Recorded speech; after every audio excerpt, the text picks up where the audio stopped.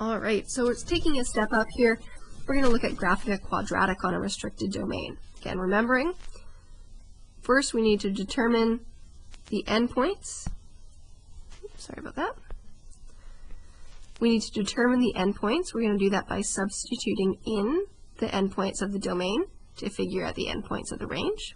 Okay, and then we're going to sketch the curve between the two endpoints. This is going to be slightly more involved than it was with a line. And then we're going to state the domain and range of the resulting function. So here's the one we're looking at. G of x is negative 1/2 of x minus 3 squared plus 8, and I'm graphing that on the domain from negative 2 to 6, including 6, but not negative 2. So we start again with our endpoints. So the first endpoint, which is again going to be an open point, x equals negative 2, well, g of negative 2 is negative 1/2, negative 2 minus 3 squared plus 8, which is negative 1/2 of negative 5 squared plus 8, which is negative 1/2 of 25 plus 8, which I'm going to give in decimals, negative 12 halves plus 8, or negative 4.5. So again, this is going to be an open point. Okay, so that's going to be an open point. Whereas my other endpoint, which is going to be a closed one, at 6, well, g of 6 is negative 1/2, 6 minus 3 squared plus 8. That's negative 1/2 times 3 squared plus 8, which is negative 1/2 times 9 plus 8, or negative 4/2 plus 8, which is positive 3.5 to give me the point 6. 3.5, which will be a solid dot. Okay, so now I've got 2 points on the graph. Okay, now we need to figure out that end behavior. So what does it do in between those two values? So right now at negative 2 and negative 4.5, okay, I've got an open dot, and at 6, 3.5, I've got a closed dot. Okay, now I know this parabola is opening down because it's got a negative coefficient. Okay, so it's going to be something like that, but I do want it to be as precise as possible. So now we need to talk about the middle. So let's start by finding the y-intercept of this parabola.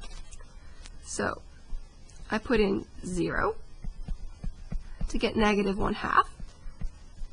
0 minus 3 squared plus 8.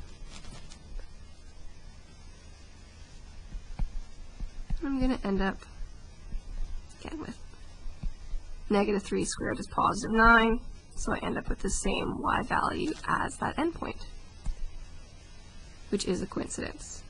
Okay, so that's negative 4.5 plus 8 is equal to 3.5. So now I've got another point. My y-intercept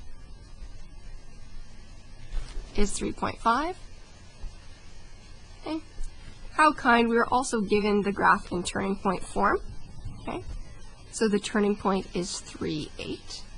Okay, so I also know in terms of the middle, the turning point is 3, 8. So 3, 8. So I've got a pretty good idea of what this looks like, but if I can put on the one x-intercept here, that would be lovely. So my x-intercepts, setting y to 0, 0 equals negative 1/2 x minus 3 squared plus 8, subtracting the 8 over,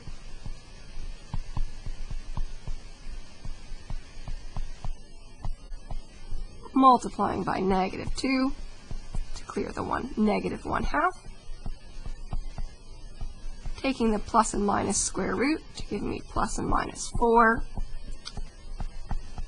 and then adding 3 over. That's 3 plus and minus 4.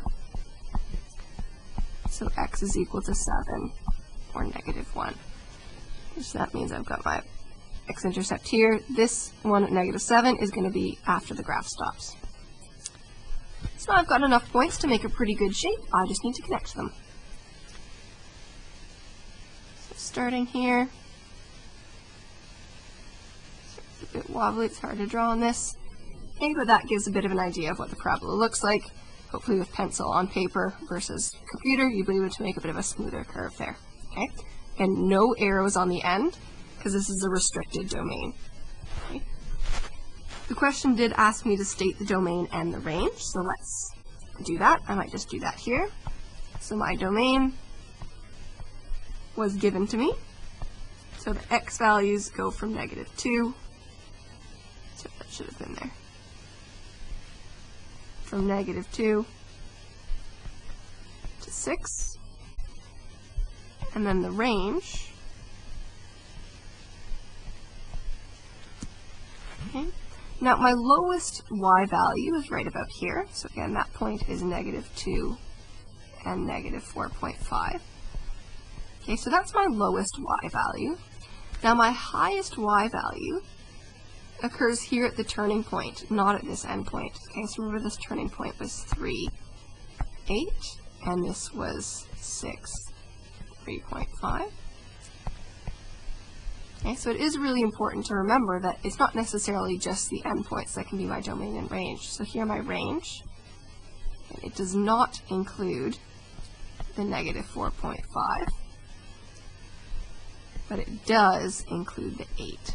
So again, in terms of the range, I'm looking along the y-axis. This is the highest value that the graph reaches, and this is the lowest value that the graph reaches. So those are mine. Sorry, this should have been a square bracket, because it does include the turning point. Okay, so my domain and my range based on the graph that I've drawn. Okay. Next step is to look at a cubic.